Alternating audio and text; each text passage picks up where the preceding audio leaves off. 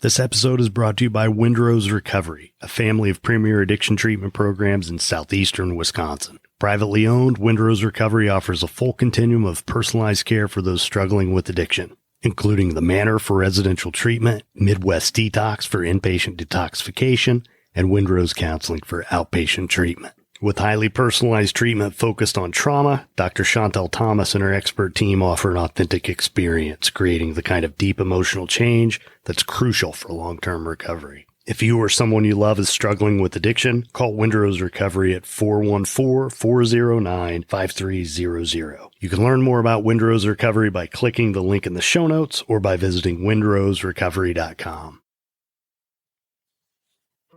Thank you for listening to The Path to Authenticity. My name's Tom Gentry. I think of this show as the opposite of small talk. You'll hear real conversations with real people who know who they are.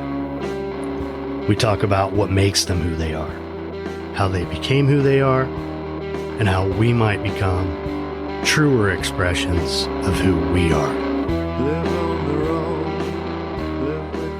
This is Arielle Kanitz, and this is The Path to Authenticity.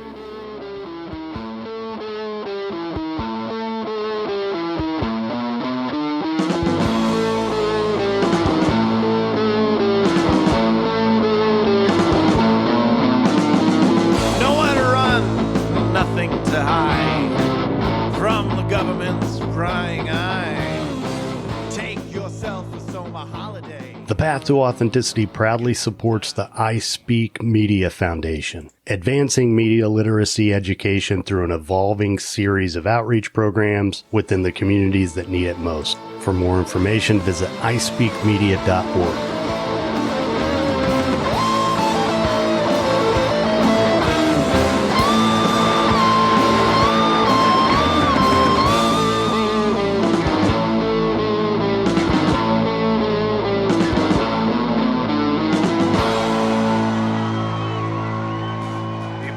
If this is your first time here, thanks for checking it out. If not, thanks for coming back. I'm Tom Gentry, and this is The Path to Authenticity, episode 148 for November 2nd, 2021. Winding this year down.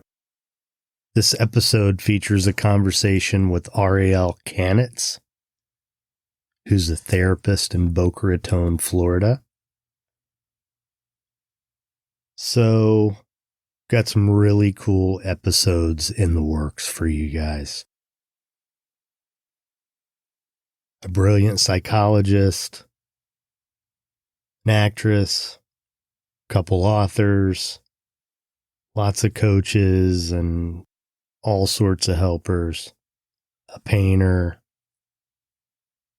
Yeah, I'm excited. Got a lot of good stuff coming. And my goal is by the first of the year, to be ready to release the first season of new podcast, a spinoff of this podcast called 20 Questions, which you've seen a couple sort of bonus episodes of this show if you've paid attention, where I've recorded them and shared them, these rooms on Clubhouse where I pose 20 questions to someone and get to know them. So yeah, that's my plan for the first of the year, to get that out. Also working on another podcast with my friend Eric Bricker called Good Counsel. We're actually going to get together tomorrow and button up his first 3 episodes. That one also will be released at the beginning of 2022. 2022 is going to be a good year. I refuse to believe otherwise. I feel like there's a lot of good stuff around the corner. Another idea I've had that I'm working on to try to engage with the community of people is to do a month-long daily journaling challenge for January. where I come up with a set of prompts, one for each day. And maybe what we do is have people obviously journal every day based on that prompt, and maybe share one sentence from what they write every day on social media. Maybe Instagram stories, maybe make a meme out of it. I don't know, something. But it's a practice that I've used for years and years. It's part of my morning practice. Good way to clear the head. And for me, it's just a good way to get connected. And one of the things I love about writing is I come to conclusions when I'm journaling that I wouldn't have otherwise. And I don't know if it's the tactile thing, pen to paper, using my hands. I don't know what it is, but it takes me places I wouldn't otherwise go. So yeah, working on that for January. But in the meantime, this is a great episode with Arielle. So I hope you enjoy it. Arielle Kanitz.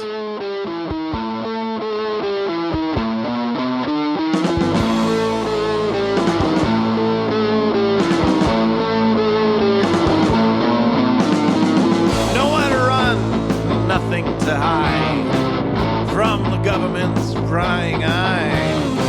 Take yourself a summer holiday. I like to think of our emotions as data, meaning that when we experience emotions, they're really just kind of signals to the brain like, hey, this is important. You should probably pay attention to it.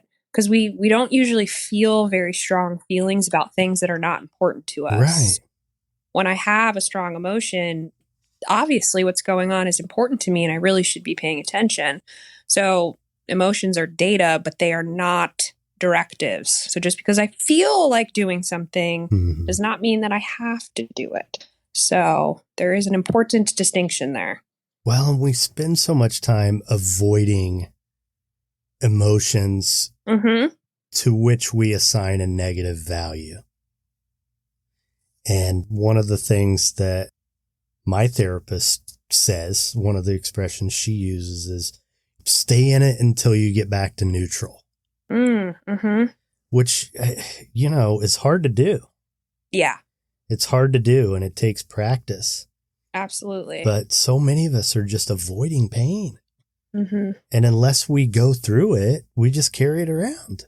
And then it comes out in ugly ways. There is a woman, her name is Dr. Susan David. She is a researcher. She gave this really amazing TED Talk all about our emotions and being authentic in our emotions. And the one thing that she said that I will remember it forever and ever is that she said, discomfort is the price of admission to a meaningful life. So that's essentially, great. Essentially, if you want to have a fulfilling life, you're going to have to be uncomfortable. And our bodies are always looking to reach homeostasis. So basically, all of that discomfort, guess what? It's not going to last forever because it physically cannot. We cannot be in a state of crisis indefinitely. We will eventually have to go back to neutral, exactly like what you said. So tell me about where you grew up. Sure. So I am originally from northern Michigan, Traverse City, Michigan, to be precise. It is a small town. How small? Well, how many people? I would say back then when I was growing up, there's probably under 10,000 people in the city itself. Yeah. The surrounding areas, I know you're from the Midwest, but where I'm from in the Midwest, it's like that is the biggest town north of basically probably Lansing or Grand Rapids area, which is basically like the middle of the state. So I come from the big city of northern Michigan, but really, in the grand scheme of things, it's very, very small. Since I've left, it's actually grown quite lot. It's gotten a lot bigger, but it still has a lot of that small town kind of mindset. I mean, everybody knows everybody. There wasn't really a whole lot to do during the winter months. The summertime was awesome and excellent, but during those winter months, everybody just kind of stayed home. Yeah, it was a wonderful place to grow up, but it was a bubble for sure. And there were a lot of ways that people approached life up there that I love, and then some ways that I didn't love so much. Everything up there is much simpler, but I was never a simple person. So in many ways, I outgrew that world long before I left that world. And there were parts of me that I needed to kind of branch out and experience the big city, so to speak. That's what my dad always says. You move to the big city. But it was a wonderful place to experience family and community and things of that nature. But anyone who's from a small town knows that everybody has opinions. everybody has their judgments and their ways that they think everyone should be living their life. And at times that could be overwhelming. And because not everybody fits into the mold of small town America. So, my family is fantastic, wonderful people. Some of the people around me that I grew up with, there were times where I definitely felt stilted and kind of judged for being a little bit more adventurous or a little bit more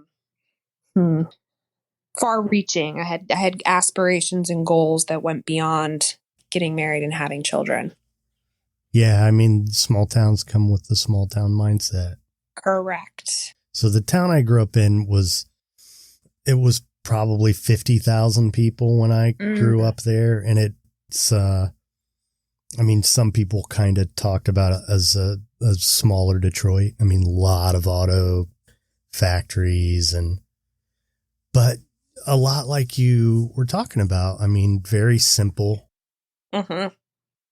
You know, like when I'll go home, especially in the summer, like someone will have stopped at the vegetable stand next to the farm and buy a bushel of corn and bring some to this sister and that sister and my mom, share it.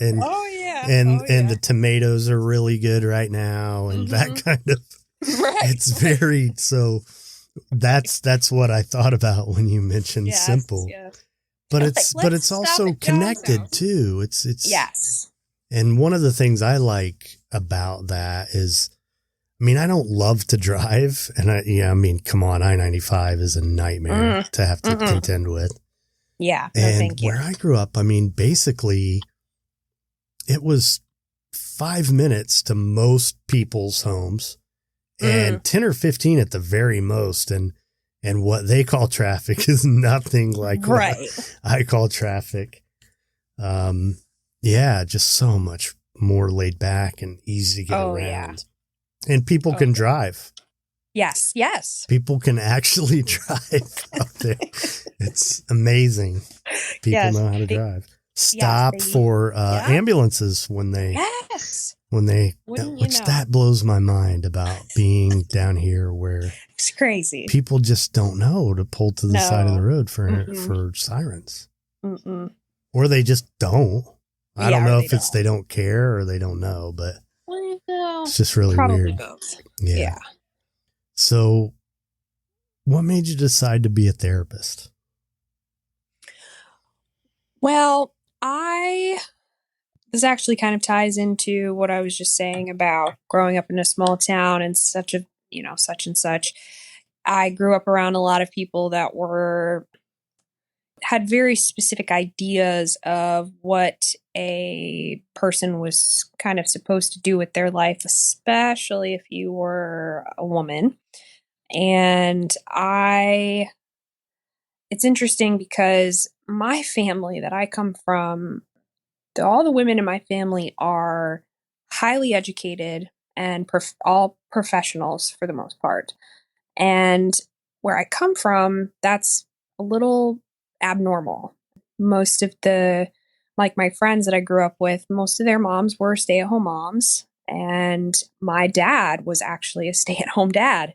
And my mom is a physician. And so I grew up with a little bit of a backwards kind of structure in terms of the parent that was there for all the games. He coached all of our games. He came to all the bake sales and did all, and they called him Mr. Mom, but he loved it. So I always had very high aspirations to leave my town and go on to higher education. And I originally had planned on going to medical school. There are a lot of doctors in my family, men and women.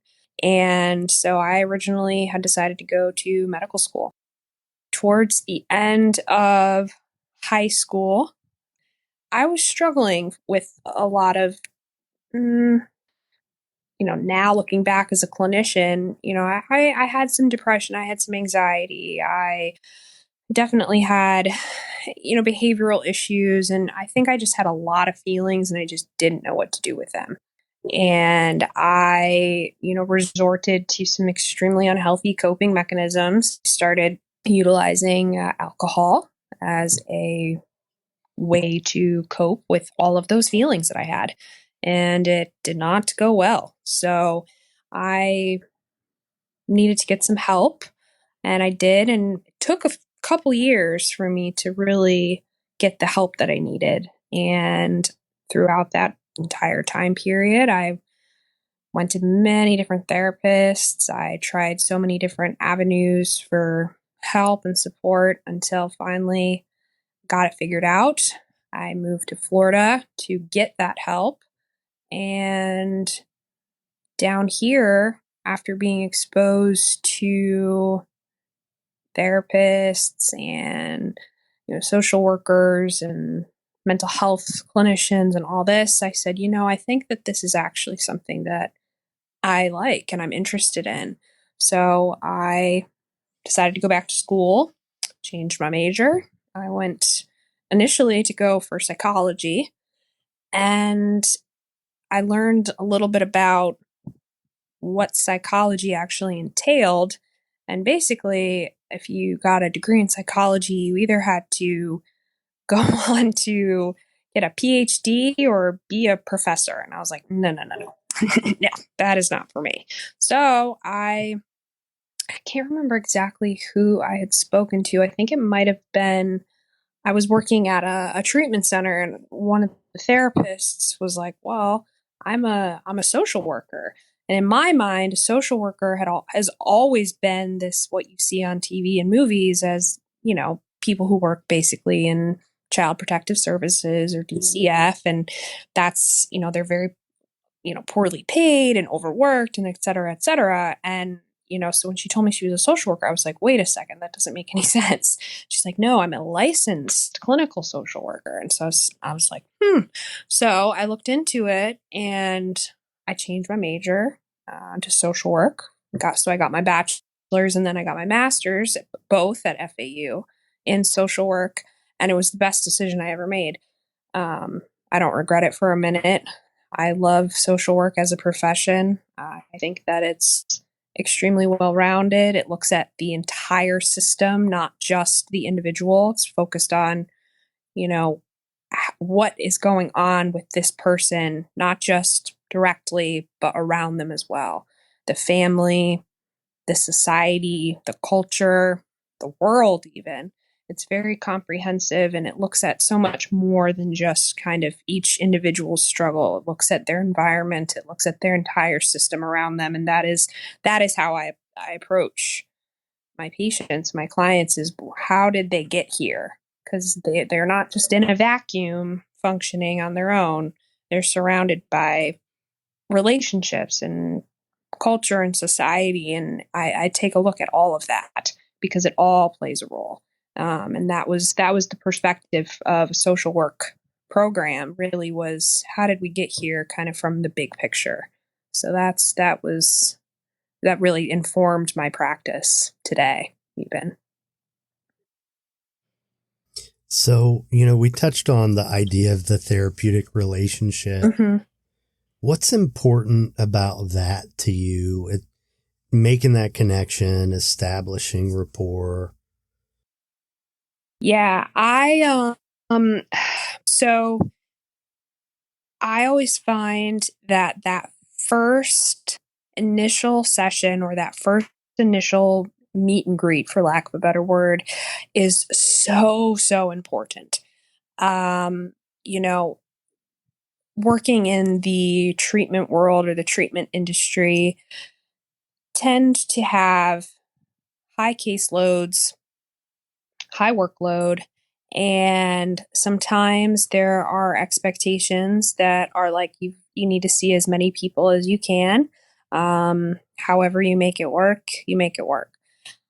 And so, through the years, I've seen therapists become overwhelmed by that, and they don't always take the time to really give the attention, I suppose, to that first session, because that first session in that world usually involves a lot of signing forms and, all that jazz. You mean I have to answer all these questions again? You get that line from them sometimes. Oh, yeah. Yes, yeah. Yes. Man, didn't they already? They already asked me this. Right. I literally just told someone else this. Yes, that whole thing. So I, a long time ago, decided that no matter how long it takes, I am going to sit with this individual and I'm going to ask them every question, and I'm just going to let them talk. So I have sat down with people and, they're still in the midst of a detox and they don't want to have anything to do with me. So I sit there for 10, 15 minutes and then they're just like, okay, I want to go back to bed. And I'm like, okay, cool. But there have been times where I've sat down with people for a couple hours. And I've had some colleagues in the past say, what are you doing? That's so much time. But what I've found is that first session is where you really, really establish in their minds, like, what you are willing to do for them, and how much you are going to show up for them. So I will invest a lot of time in that first initial session to get as much information as possible. And frankly, just to allow them to be able to talk, about whatever it is that they need to talk about. And I find that people, especially coming into that environment, and this applies in private practice too, when people are coming in for that first session, they are there for help. Many of them are in crisis. Many of them are desperate. And so that first initial session, people reveal a lot if you pay attention. And so that, for me, is that first session is so vital to the relationship. And it is very important to me that, if I tell a patient that I'm going to do something, I'm going to do it. I do not make promises that I cannot follow through on. Because a lot of the type of patient that I work with has experienced a lot of abandonment and trauma and, feeling very much let down by the people in their life. So I refuse to do that to them as well. I also, no matter how much they might push me away, I let them know that's not going to happen, so if they want to scream at me, if they want to curse at me, if they want to do all of that, that's okay. I'm still not going to go anywhere. And so that is, and I'm very direct. I tell them, I say, listen, you and I cannot work together if you're not honest with me. And since I'm asking you to be honest, I also will be honest with you. So if I feel like you need to hear something or you need to be informed of something, I'm going to tell you. I'm not going to beat around the bush with you. And I need you to do the same. If you're not honest with me, I can't help you. I would much rather have a patient come to me and say, hey, Arielle, I feel like doing X, Y, and Z. Like, can you help me? Can you walk me through this? Rather than come to me afterwards and be like, well, I did the thing. Right, and now right. I have all these consequences. Like, I don't blame my patients for still wanting to engage or even engaging at times in behaviors that for years have been their primary method of functioning or their primary method of coping. Of course, they're still going to want to do something that, in my mind, I know is probably not in their best interest, but they're not there yet. So I'd much rather have a conversation about it rather than, them feel like they can't come to me to talk to me about that kind of stuff. That's the whole, again, like the no judgment piece. You can come to me and say, I feel like doing this crazy thing. And I'm like, okay, let's talk about why. And maybe let's try to think of some other strategies that we can avoid that thing. Yeah, the whole unconditional positive regard thing. Sometimes it really throws people off. Like, yes. You mean you're not going to judge me? No. Like, doesn't mean I don't think you're an idiot, but, Correct. Like, but I'm here. I'll tell them, say, listen, like, what you're trying to do, probably not the best idea. Probably not going to be in your best interest. However, you're an adult. You can make these choices. I'll still be here, and I'll be here at the end if it doesn't work out. But maybe we could try something different. It's gratifying, right? Mm-hmm. To be there for somebody when they just assume you're going to turn your back to them like everyone else has. Mm-hmm. Oh, yeah. And it's like, it's an expression of love. Mm-hmm. That's what it is. Mm-hmm. And ultimately, to me, that's what is the essence of all this. Mm-hmm. Like, to care enough about somebody to, like you said, not make a commitment to them that you're not going to keep. Correct. Somebody said to me in reference to clients we were working with at one point a couple of years ago, what they really need is somebody who gives a shit. Yeah. And it's true. It really is true. And they need to see that. Yes. They need to see that. Oh, yeah. The only times that I ever get, like, what I like to call passionate with my clients or my patients is when I'm, like, really concerned for them. I have worked in places where the approach was kind of like a break you down to build you back up philosophy, which I don't particularly ascribe to. However, you can be stern and you can express your concern in a very direct way from a place of caring. And the only time I've ever really gotten passionate was when someone was really doing something that was like, their life was potentially at risk, and I sat them down and I said, I give a really big shit about you. Okay. Yeah. So knock it off. Well, trust plays a pretty big role in that too. Yes, of course. I mean, if you've built that with them, oh yeah, then you can light them up and, get your head out of your ass. Yes, absolutely.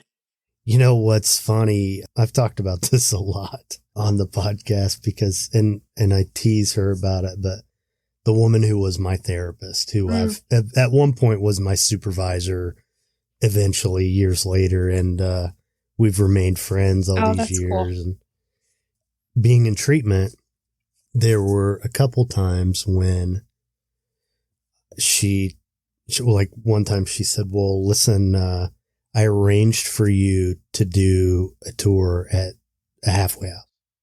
Mm-hmm. And I said, I don't want to go to a halfway house. Nobody gives a shit. You're going. Exactly. And, like a few days later, we're like, walking around the unit. She's like stopping by the refrigerator to get a snack and says, "Hey, I just talked to your mom. Your mom and dad are gonna come down for the family program." I said, "Well, I don't know if I want them to." And she said, "Well, nobody gives a shit. You're not that important." It's like, oh my God. Right. It really hit me like a ton of bricks, but also she knew that would work with me. Right. Yes.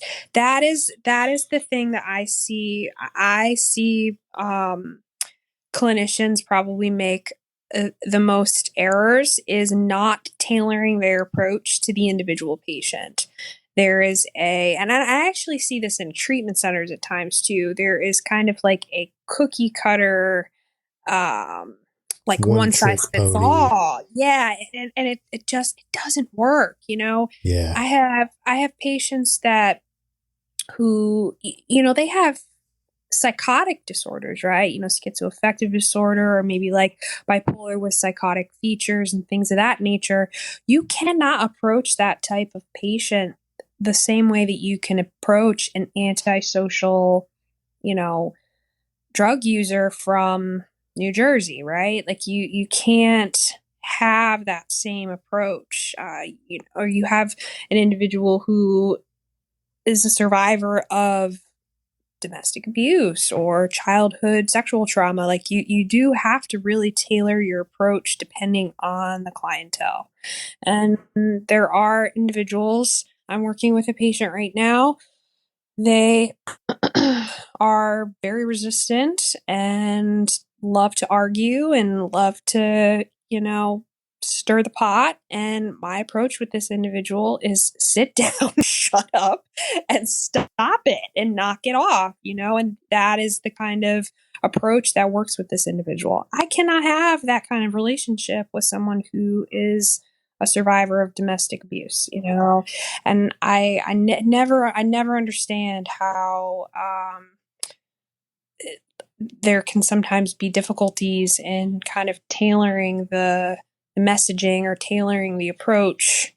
Sometimes there are some struggles with that, and I see it more so from agency approaches. Well, and also it's lack of experience too. True, that's part of it. One of the expressions that I began to use over the years is, why use a hammer when a feather will do? Sure. Yeah. Yes. We don't have to be tough all the time. Right. Exactly. And let's try to have a nice atmosphere. Mm-hmm. People will probably be more inclined to heal if they're enjoying themselves. Yeah. Like this, we're in this together. Let's be with them instead of, it doesn't have to be us against them. No. That is not, no. I want, if something funny happens in group, we're going to laugh about it.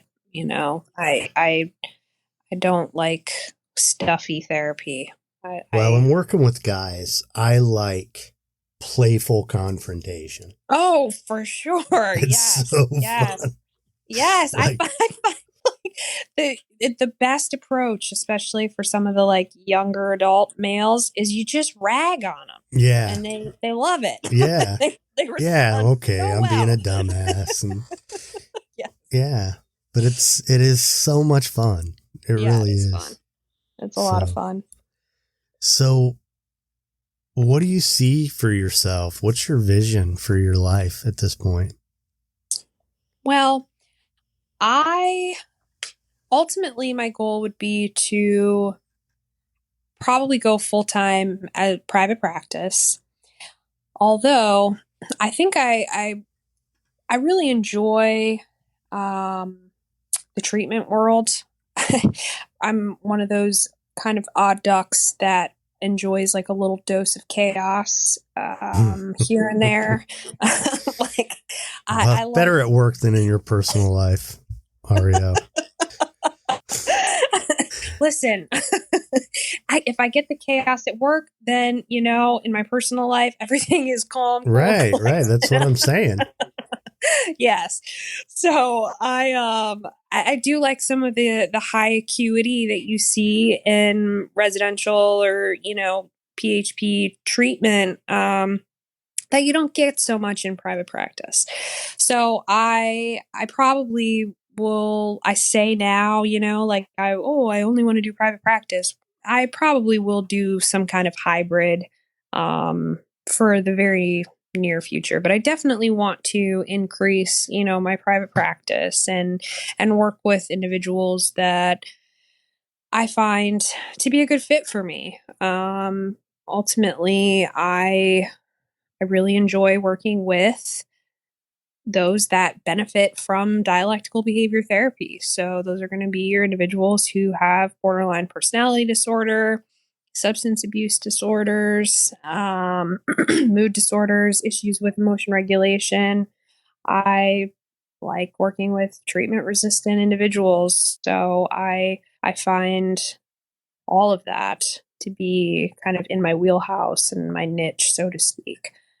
So that's kind of what I want to continue just growing and improving on is just getting my name out there and letting people know who I am. And I'm not the best at self-promotion. Well, you're doing a pretty good job with this. I try. Yeah. But I definitely am not one of those people who is really into, like social media or like that kind of stuff. That's kind of like the new thing. Everyone's like got a blog or like lots of Instagram therapists. Yeah. Like putting out all kinds of content. Some of them with like hundreds of thousands of followers. I mean, it's. I'm like, what? Yeah. The other day I was like, you know what? I'm going to become TikTok famous as a therapist. And then I decided, no, no, I'm not. Well, I just refuse to even go on that platform, honestly. Even with the podcast, it kind of would make sense because I could use sound, but I just don't want to do it. I just really don't. I mean, I like Instagram. Sure. Facebook is probably better for me in terms of who listens to this. Sure. But I don't like it. And have you heard of this app Clubhouse? No, what is that? It's a drop-in audio app, social media platform. So the way that it's structured, it's invitation only. And you go in and it's like a bunch of what they call rooms. It asks you what your interests are and you tell them, and then it kind of steers you from a topical point of view. So if you're into horses, it will steer you towards a room where they talk about horses.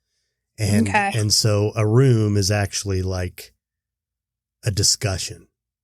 And there are moderators, and you can either just listen or you can raise your hand and be put up on stage is what they call it. And then when you're on stage, you have access to a microphone. And then when the moderator like calls on you, then.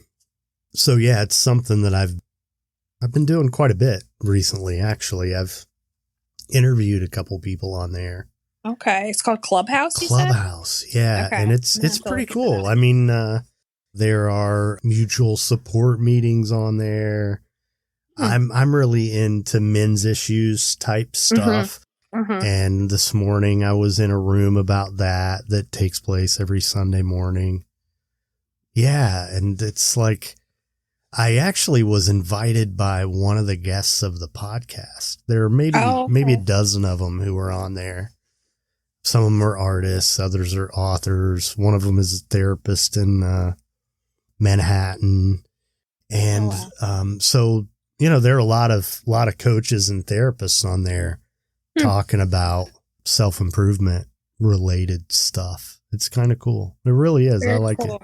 Yeah. And you know what's nice about it is that most social media platforms, it's really easy for people to be shitty, to be mean. Yes. But when you have to use your voice and it's harder for people to do. Yeah. And people don't do it. And also, if I am a jerk, a moderator can kick me out or mute my mic or whatever. Right, you know, right. it's just a different feel. And the fact that there's a voice, there's a whole personal element that. Right. And so when I first got on there, if you have notifications set up, it'll tell you whenever one of your friends joins or whatever. So I see. Okay. So I got a notification that actually one of my recent guests who was on last year too, that she was on it. So I hit it, I hit the pop up, and suddenly I'm in a room with her. She's in Morocco. Seriously. And she's got a friend who's in Fort Lauderdale who's on it, and then me. And, these people who I'm talking to today, they're all over the world. That's very cool. It is. It's really cool. Anyway, you should check it out if you want. I'll send you an invitation. I will. Yeah, go for it. Yeah. Yeah, but I get it. The whole social, it's a black hole of time. I know. Social media, and so many people, there's this Instagram famous thing. I know, it's bizarre. And to me, I mean, it's, I have met a ton of people on Instagram and gotten a lot of the guests from Instagram. Oh, actually. okay. So I like it because you can reach out to people and they'll respond to you. It's sure. There is a little bit of a community feeling that's different than Facebook. Mm-hmm. But I just think, some of these people who their life is on Instagram, and it's like, what happens when it goes poof? Thank you. Like, what are you going to do? Well, and it's also too, it's like, this is everybody's absolute best version of themselves. So you can never be 100% certain that what you are seeing is someone's actual truth or their real life. I think women, there are a lot of aspects of gender that play out on social media. And I think that social media really impacts women, especially young girls, where people are posting pictures and videos that are extremely edited. Okay. Right. So, and this is not what they even look like in real life. Like if you saw them off of Instagram, this is not what they actually look like.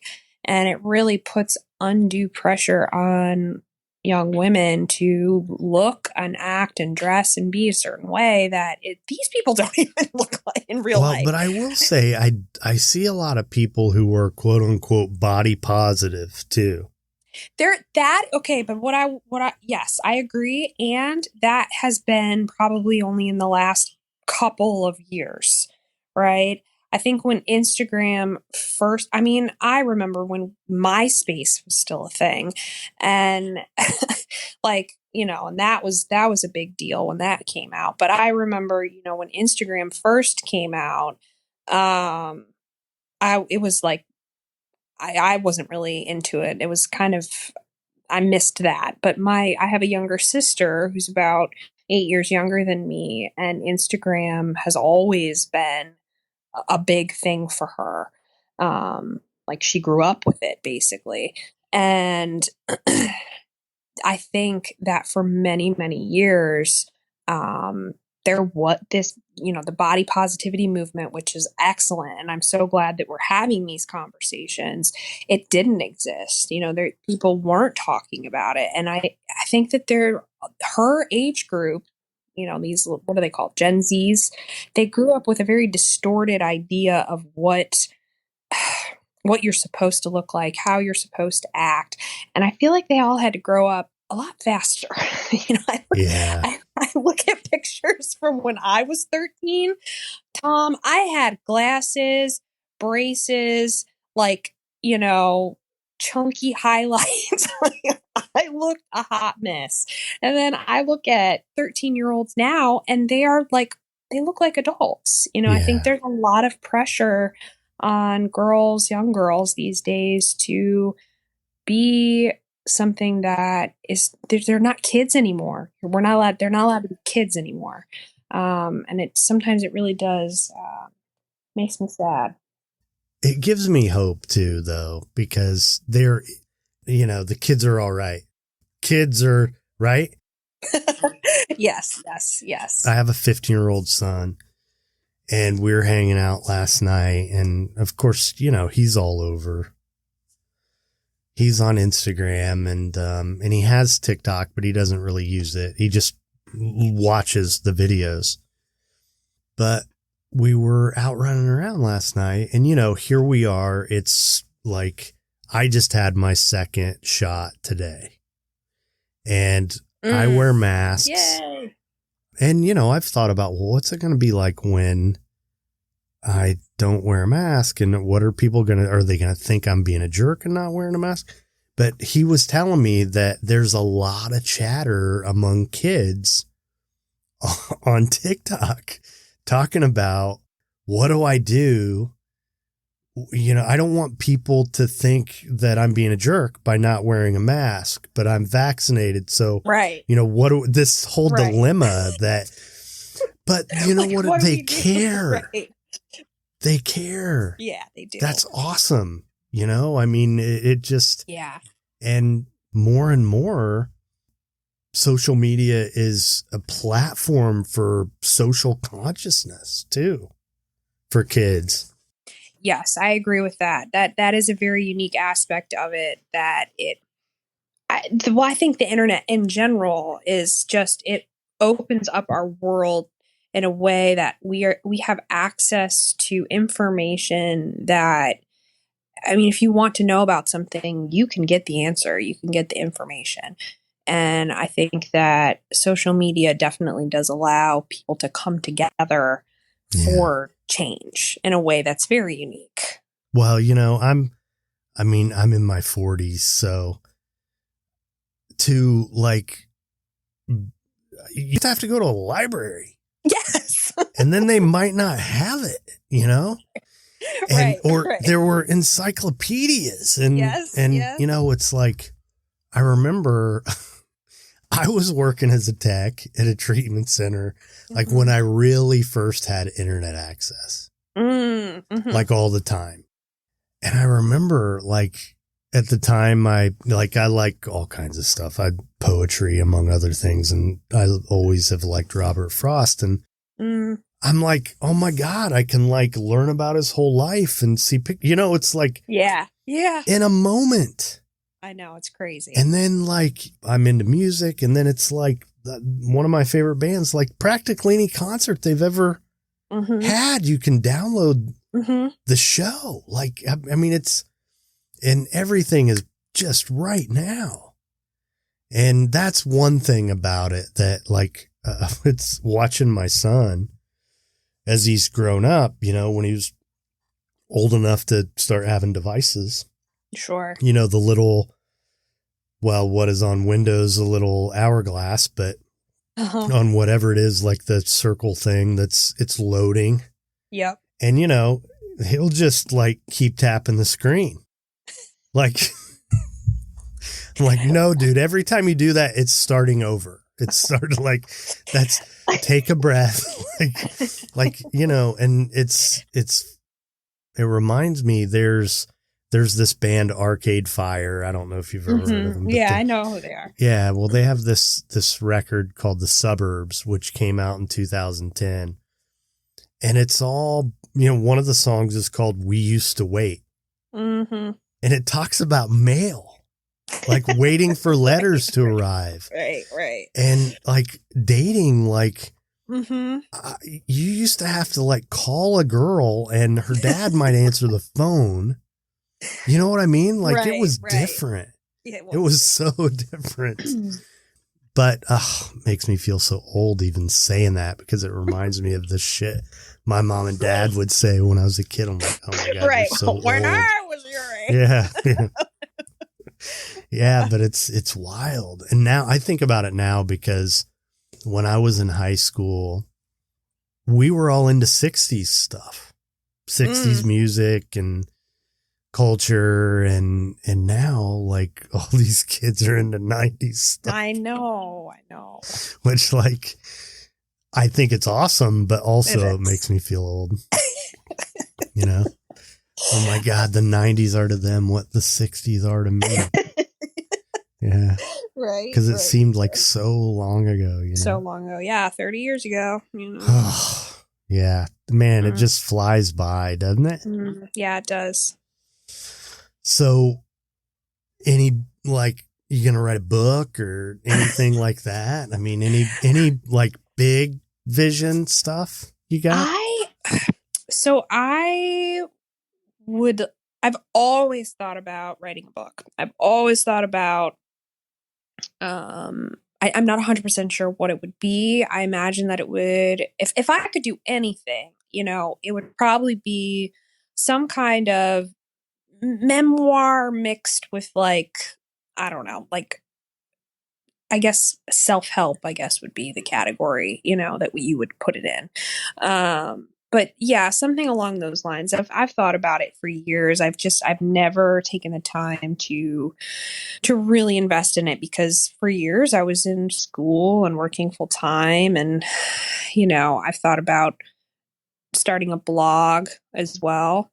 But I've always enjoyed writing. I just have never really given it a whole lot of time and effort. Journal.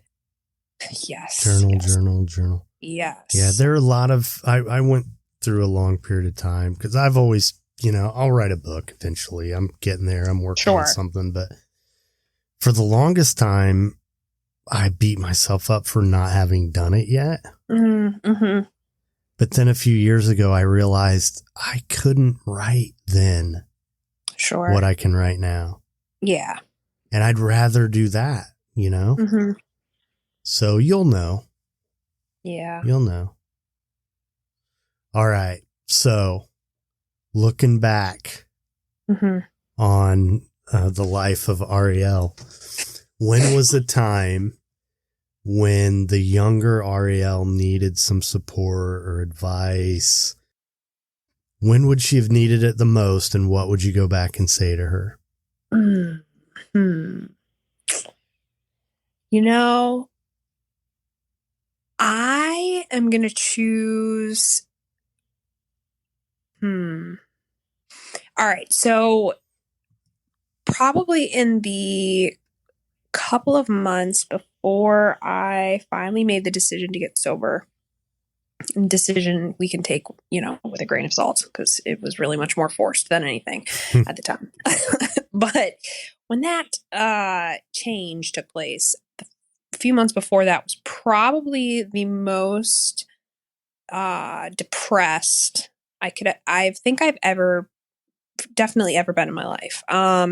It was a very, very dark time. It was a time when I frankly did not particularly care, you know, if I lived or died or anything. I was so miserable. So I think what I would do now to go back to that time is, well, first and foremost, I think I would just tell myself that this is going to end. That's like, this is going to stop. This way that you're feeling right now, this is not going to last forever.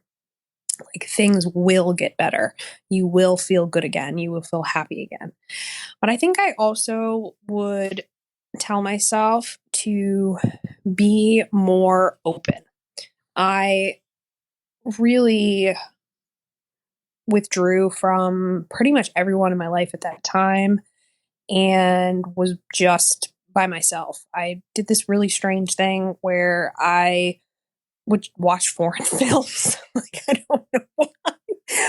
That's not that strange. I mean, foreign films are kind of cool.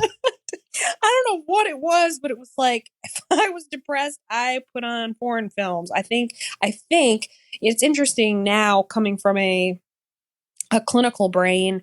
I think because it had subtitles, it forced me to have to pay more attention. So I think it was one of the only things, or one of the few things, that really truly distracted me from what was going on. So it actually was in some ways a very effective coping skill, but the problem was I just did it a little excessively. So we're talking like hours and hours at a time. So I would tell that Arielle to stop, to put away the French films, and to walk upstairs and sit down with your parents and just tell them exactly how you feel and ask for help. That is what I would do, is I would say to stop hiding, and because A, this is going to get better, and B, the only way it's going to get better is that you have to actually put it out there and you have to actually ask for help. So that is what I would say. Put away the French films and go talk to your parents. All right. But what about now? Now do you watch foreign films? Only when I'm feeling particularly nostalgic. Okay. No, I'm just kidding. I do watch. They have a different feeling now than they did then, though. I will tell you that. So it's that, and it's few and far between that I will watch them. But the concept behind why I watched them is something that I do implement, like, as a skill into my life. Mindfulness is a huge part of my life and my philosophy and how I operate. It's a huge part of DBT. It's one of the prime foundational sets of skills, and I personally employ it into my life every single day. So when I am feeling, I don't know, stressed, upset, whatever, I go and do something fully focused, one mindfully. I throw myself into whatever activity or whatever thing it is that I'm doing at the time. And that's really what I think was behind the foreign film debacle of 2009. When you get into something, you get into it. Oh, yeah. Yeah, I'm that way too. Mm-hmm. But I do it on purpose. That's the difference, right? Is mindfulness is paying attention to the present moment on purpose. So if I'm going to throw myself into something, I'm going to do it with intention. All right. Well, this has been fun. Yeah. I appreciate you taking the time to do this. Yeah, absolutely. Thank you. Any parting words you'd like to leave us with? Any parting words? I've never said that to anyone. Go forth and prosper. No, I'm just kidding. I think parting words would be to live your life fully every single day.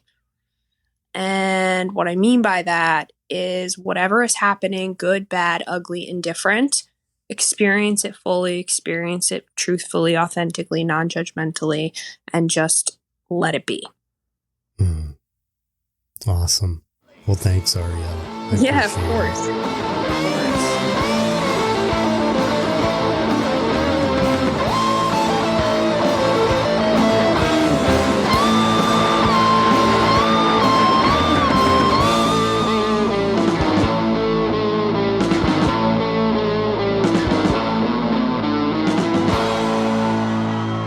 All right, there you go. Arielle Kanitz. Check out the Patreon page, patreon.com/thepath-to-authenticity. This episode scheduled to be released publicly on November 2nd. It will be available to patrons on October 29th.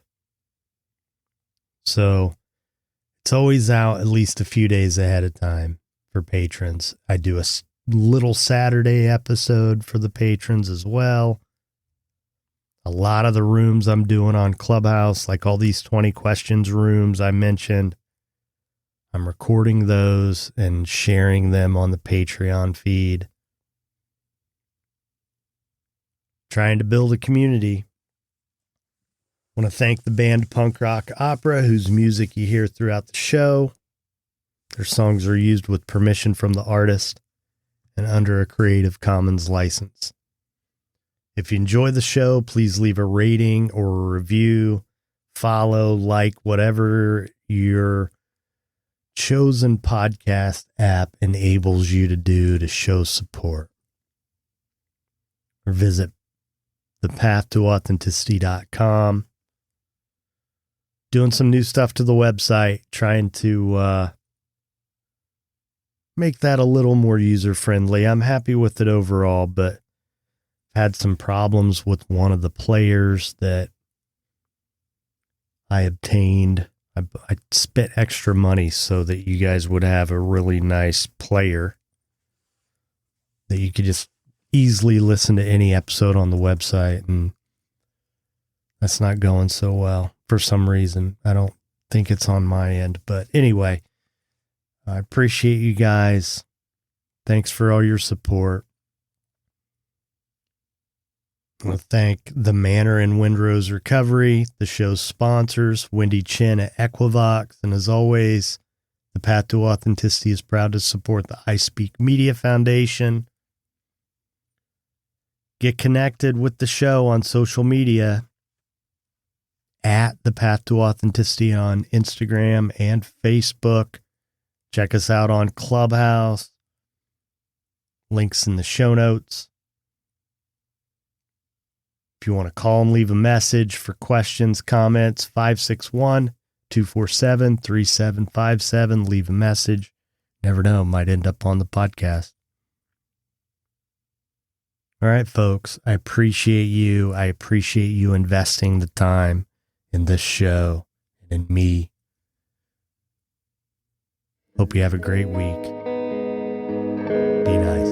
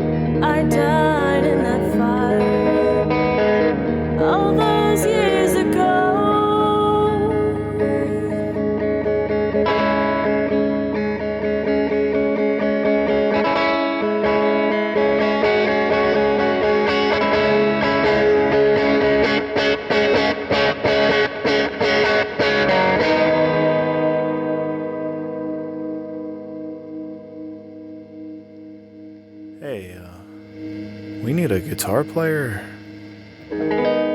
The Path to Authenticity is powered by Equivox. For digital marketing and web design services, visit equivox.com.